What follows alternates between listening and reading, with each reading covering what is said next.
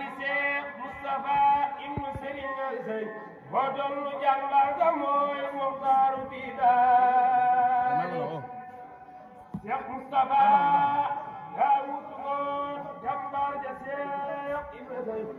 yaa wutu jàmbaar ja yaay Muxtaaru Bidaani Seex Mustafa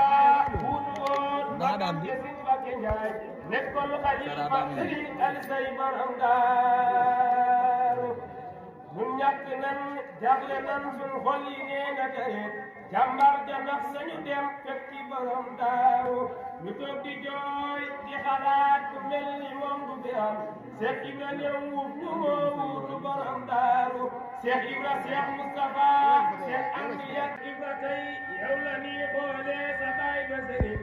Alisey mi tarbiya woon ba sanc fii Daaru Seex Ibra tey yow la nii xoolee sa baay ba Sëriñ Alisey mi tarbiya woon ba sanc fii Daaru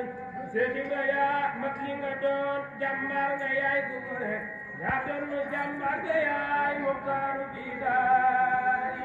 yéen bii nga yan gis na lool na fan wi gudd te wér bur Yàlla def la nga doon mbégum Borom Daaru yéen bii nga yan gis na lool na fan wi gudd te wér bur Yàlla def la nga doon mbégum Borom Daaru